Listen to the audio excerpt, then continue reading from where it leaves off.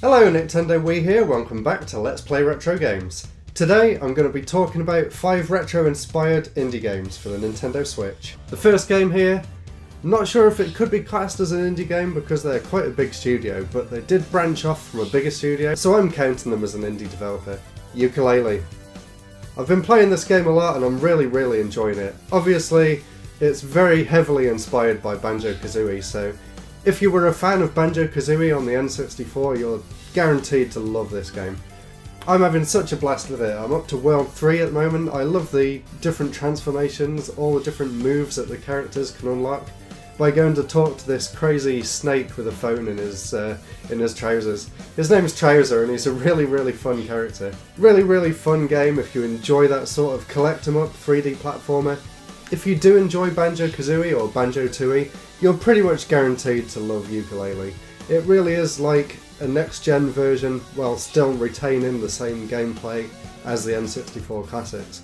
It doesn't really bring anything new to the table, but it also doesn't remove anything, so definitely recommend it, and I'm having such a blast. I can't wait to go back and play more. The second game on my list here, and one that I just completed the other day, I actually went and bought the limited edition for it as well. This is Axiom Verge. And what an incredible game Axiom Verge was. If you've ever played any of the original 2D Metroids, you know exactly what to expect.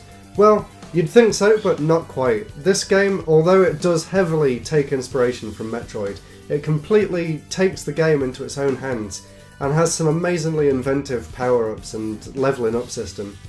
The whole glitch mechanic in this game really puts it in a league of its own in terms of Metroidvanias. Really enjoyed this, and the little robot that you can fire out and do little tasks on its own. The more you play the game, the more opportunities you get to explore, and by the end of the game you can go anywhere you want. It's so much fun. The story in it is really deep and compelling as well, so if you enjoy a good sci-fi story and a good Metroid game, Axiom Verge is the game for you. A game that old school fans will have been very excited for when it was announced for the Switch. Made by Inti Creates, one of my favourite developers. I'm not sure if they can properly be classed as indie either, but I'll just roll with it for this video. That is Blaster Master Zero, a complete remake and upgrade of the original Blaster Master game for the NES. If you've ever played that, you'd know exactly what to expect with this game, just polished to perfection. If you enjoy Metroidvanias, if you enjoyed Axiom Verge, I definitely recommend Blaster Master Zero. It's so much better than the NES game, it's almost crazy. The controls, the characters, it's also got a whole load of DLC now, so you can even play as some of Inti Creates' other characters inside Blaster Master. I really enjoyed this. I actually 100% completed it as well. That just goes to show how much I enjoyed Blaster Master Zero.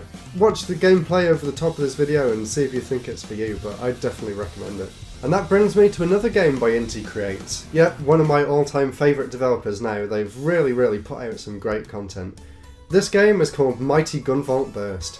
If you're familiar at all with the Mighty Gunvolt series, it plays sort of similarly to that, and the mighty bit of that title comes from the kind of rough around the edges game Mighty No. 9, and I won't get into that, but this game is what Mighty No. 9 should have been. It's the Mega Man game that people have wanted since Mega Man 2, mixed with what Keiji Inafune promised Mighty No. 9 would have been. It's fantastic. It's a really great throwback to 8-bit classic Mega Man style action platformers. But as with Axiom Verge, it doesn't just make another Mega Man game, it also makes it its own game. It has a really cool system where you can build your own weapons. You can tweak any sort of settings you want with the different weapons, and you can sort of keep building on it and building on it to make some really cool powers.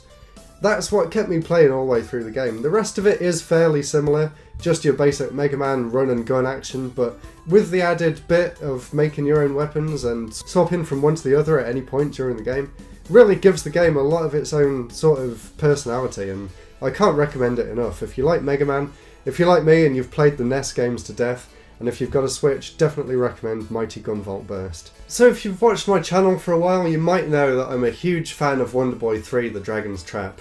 And the remake on the Switch, and it's also on PS4, is just incredible. Really is a passion project. The improved graphics are outstanding. It really does look like you're playing a cartoon, but the incredible thing about this game is at any time during the game you can press L or R on the back of the console and it instantly swaps back to the retro style graphics. You can tell just how much love they put into this game. Everything in the new version of the game is identical to the pixel as it was on the Master System. I even went back and played the Master System version to compare it, and it is just spot on. It's an incredibly fun game, even now, some 20-something years later. It's one of the best platformers there is. It has a slight Metroidvania feel to it, but nothing too crazy. It's not like a big open world, it's sort of different sections of a world that you can go to at any point until you get to a bit where you need a certain power to progress. So in that sense, it's a bit simpler. You would expect that, considering the original game came out in the 80s. Really can't recommend this game enough as well. As you can tell, all these games I'm so happy about, and I'm just so glad they exist. And that's not all. If you have a look on the eShop now, there's over 400 games released for the Switch now, which is just insane for the first year. And a lot of them are really good. As you can see, I actually do have a lot of games on here, so the 5 that I've mentioned today are just a small pick. A few more games that I want to get. Owlboy came out yesterday for the Switch, and that looks amazing, so definitely go and check out some gameplay videos of that. And the other game that I also want to get is called Celeste, and it's a really precise platformer, but apparently it's not too difficult, not quite Meat Boy levels of hard. So, that's it. Just me fanboying about the Switch. Really hope you enjoyed the video. Please comment, rate and subscribe. Definitely subscribe because I'm trying to get 3,000 subscribers and I'm almost there. Don't forget to check out my Patreon as well. I'll put the link in the description. So thank you very much for watching. See you next week. Goodbye.